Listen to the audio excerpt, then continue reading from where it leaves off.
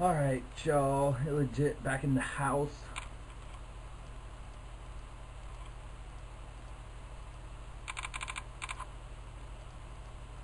Okay, we know Red Roker is a complete spazoid, so we'll have to watch that. Gabrielle seems pretty loose aggressive.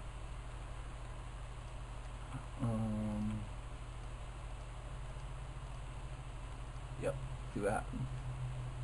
Down to 52, 36 in the money, so let's see if I can possibly bubble another tourney today. Strange flat here with these stack sizes.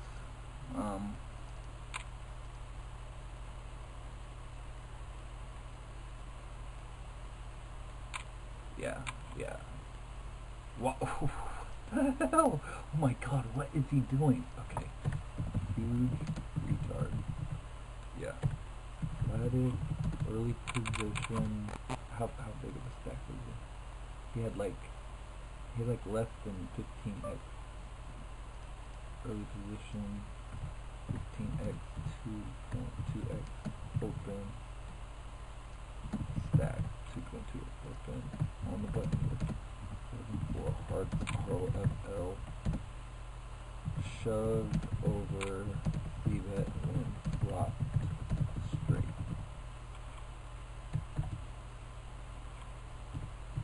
Other guy committed mostly.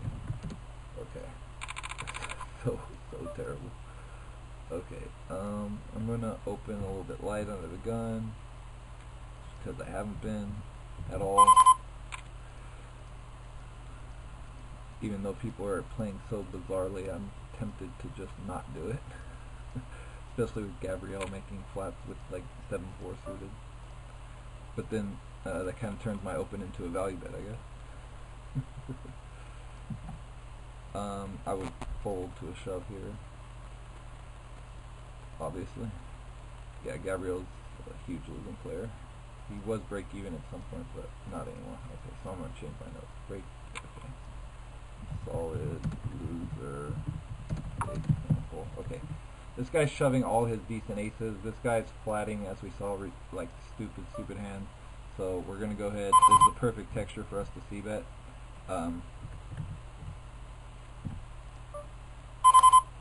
And expect to win it a pretty high percentage of the time. Yep, there we go.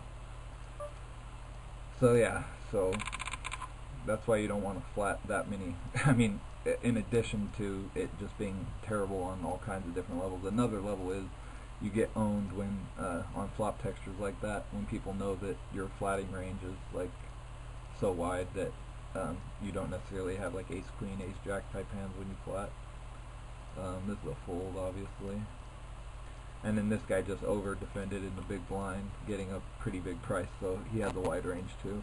And all of his ace kings, ace queens, or even ace jack suiteds are very likely shoving pre, considering his stack. So that's a pretty easy c bet there, even three ways.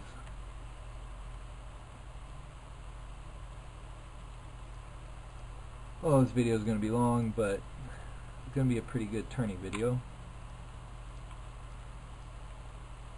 Had quite a few interesting spots, and we've gotten pretty deep, and we started taping pretty early, so it'll especially be good if I can close the sucker out, but let's not get too far ahead of ourselves.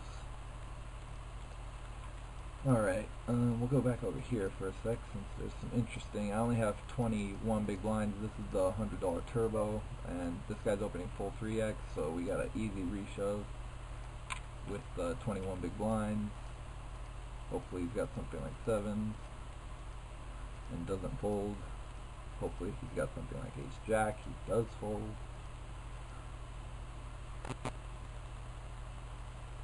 $21 big blinds. I like when they open full 3x. It's a little extra juice in there, and we'll take it.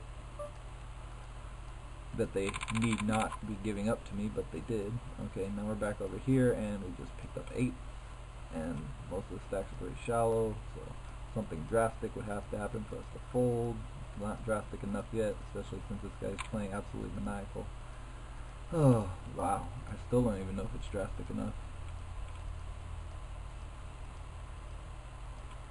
I'm actually going to get this in. guy's just playing like absurdly loose.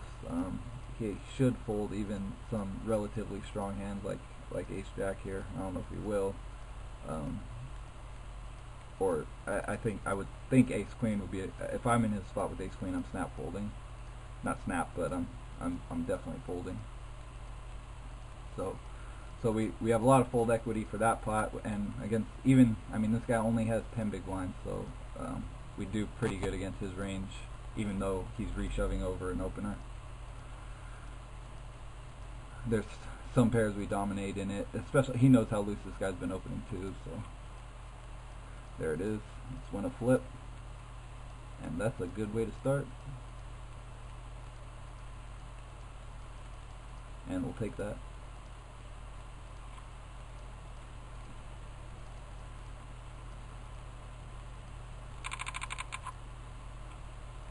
All right.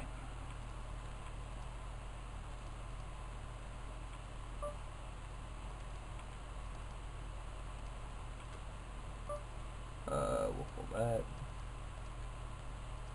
I'm gonna make a note on this, guys. Too tight when short, very likely. We shoved ace king suited on 10x finally. Okay.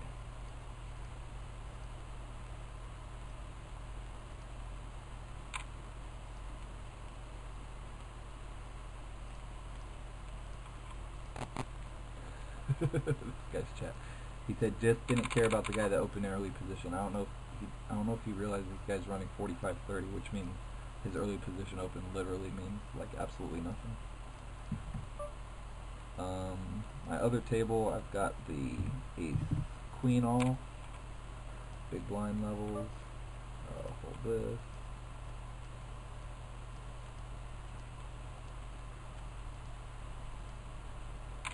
Wow, we got flatted.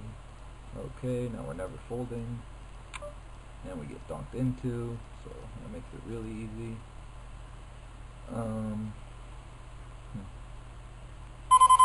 I guess I would, if I was to bluff here, I would bluff shove, and I would bluff shove a decent amount here, so I'm just gonna value shove.